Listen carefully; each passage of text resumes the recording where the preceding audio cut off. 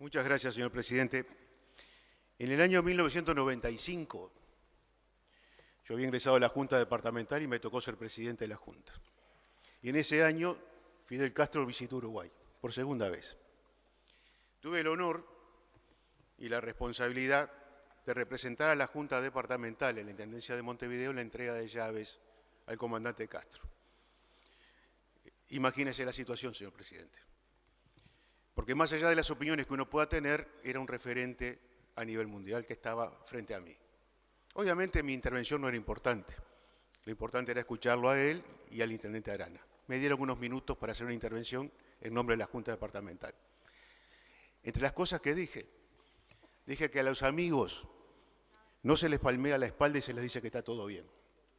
Que realmente para ayudar a alguien que se considera amigo, y yo me consideraba amigo del pueblo cubano, había que decirle la verdad lo que uno pensaba sobre lo que estaba pasando. Y esa es la idea de lo que yo quiero decir hoy acá.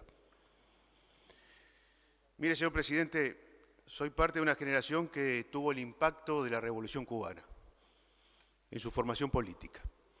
La izquierda y la derecha de este país se ubicaron a partir del hecho de la Revolución Cubana del 59.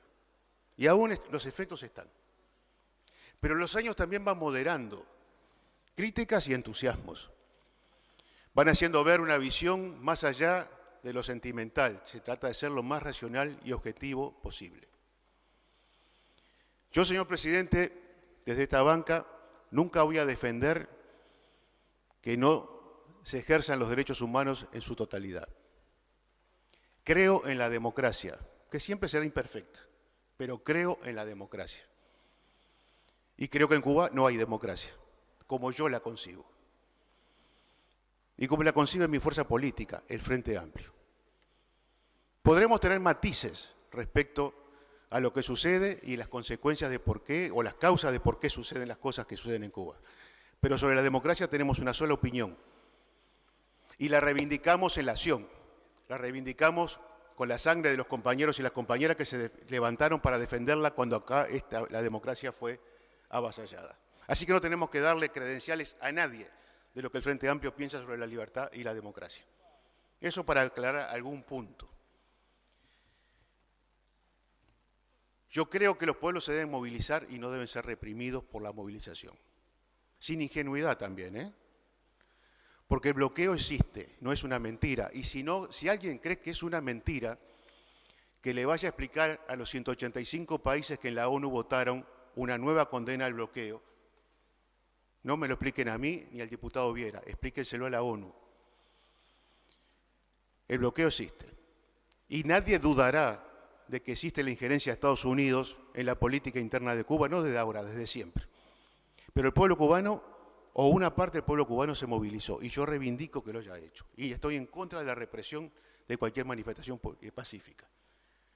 Ahora, lo estoy en Cuba y en todos lados, ¿eh? Y permítame que hable de otros países, porque yo sí voy a hablar de otros países. Porque me llama la atención que sistemáticamente en esta Cámara, año a año, se habla de Cuba. Y está bien. Los legisladores tienen todo el derecho a hablar de lo que les parezca y denunciar lo que les parezca denunciar. Pero yo voy a hacer algunas comparaciones, señor presidente. Cuando hablamos de la democracia, y sin ninguna duda en Cuba no hay democracia como uno la concibe, permítame hacer mención al informe que habla del estado de la democracia en el mundo, que lo hace permanentemente, se hace por el The Economist y se toma como una referencia, sin ninguna duda, que sobre 195 países, algunos hablan de 197, pero yo me voy a referir a lo que la ONU reconoce, 195 países, solo 24 países en el mundo están considerados una democracia perfecta. Afortunadamente Uruguay es uno de ellos. Pero en América Latina solo 3 países están considerados una democracia perfecta. Uruguay, Costa Rica y Chile, que ingresó ahora, porque tampoco era considerado hasta ahora una democracia perfecta. ¿Saben cuál es la categoría siguiente? Democracia deficiente. ¿Sabe cuál es la siguiente? Régimen híbrido, y el último, régimen autoritario. En cualquiera de estas puede estar Cuba, obviamente, pero hablamos de Cuba. Ya no digo que hablemos del mundo, hablemos de la región. Yo no escuché en esta Cámara nunca denuncias sobre la falta de democracia de otros países latinoamericanos, que notoriamente están categorizados no por una fuerza política, sino por alguien que hace un análisis objetivo. Podemos hablar de la falta de libertad de prensa, que sin ninguna duda en Cuba está limitada, sin ninguna duda. Nadie puede decir lo contrario. Sin embargo, en mayo del año 2023, de este año, la ONU dice que en el mundo la libertad de prensa está bajo ataque. En el mundo, no en Cuba. Y todos vemos diariamente asesinatos de periodistas, prisión de periodistas, secuestro de periodistas en muchísimos lugares. No he escuchado nunca que acá se haga un planteo. Y yo tampoco lo hice, quiero decir autocríticamente. Si hablamos de las condiciones en que se desarrolla la vida del pueblo cubano, que sin ninguna duda no son las mejores, ni mucho menos, podríamos hablar de las condiciones en que vive la enorme mayoría de la población mundial bajo este régimen que hoy tenemos instaurado en el mundo todo, que es el capitalismo. No voy a dar cifras, son espantosas, son horrorosas. En cuanto al acceso a la salud, a la alimentación, a la vivienda, a los derechos humanos, a las libertades, a la educación. ¿Por qué menciono esto? No para justificar, no para disculpar lo que está sucediendo, sino para señalar con llamativa sorpresa que solo nos enfoquemos en un solo país. Acá se dijo al pasar, miran para el costado en Nicaragua. No, no miramos para el costado en Nicaragua. El Frente Amplio condenó la situación política de Nicaragua hace muy poco. Y yo tengo la impresión que si un día nos pusiéramos de acuerdo y condenáramos lo que pasa en Cuba, que no estoy diciendo que lo tengamos que hacer, creo que no se habla más de Cuba en esta Cámara. Porque acá se habla de Cuba con una denuncia legítima, porque sabemos que eso tiene consecuencias internacionales y nacionales, y porque saben que le genera incomodidad a la fuerza que represento.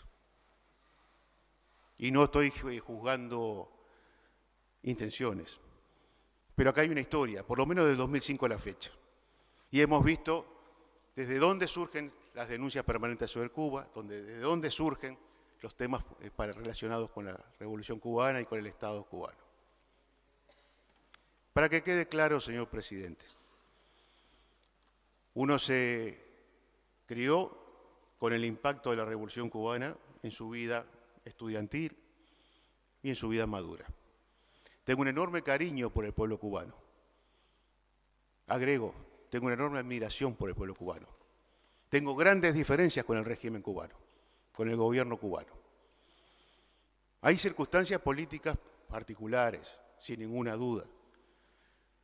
Pero en lo personal, hace mucho tiempo que he decidido que no hay justificación posible para la falta de libertades plenas, para la falta de democracia plena, para el ejercicio político más libre y absoluto, con la representación política partidaria más amplia posible. Pero digo, seamos justos.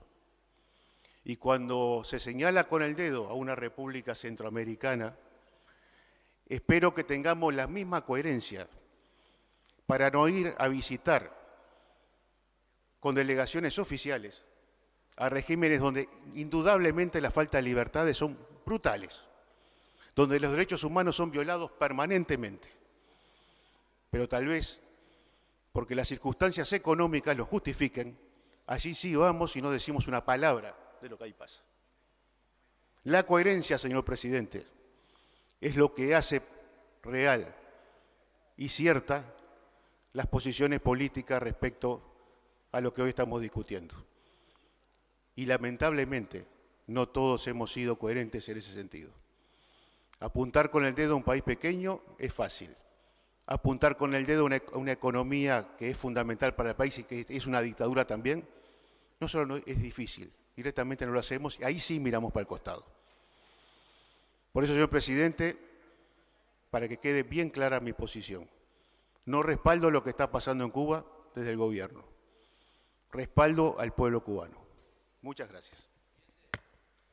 Gracias a usted, presidente. Por una aclaración me pide la palabra el diputado Juan Martín Rodríguez.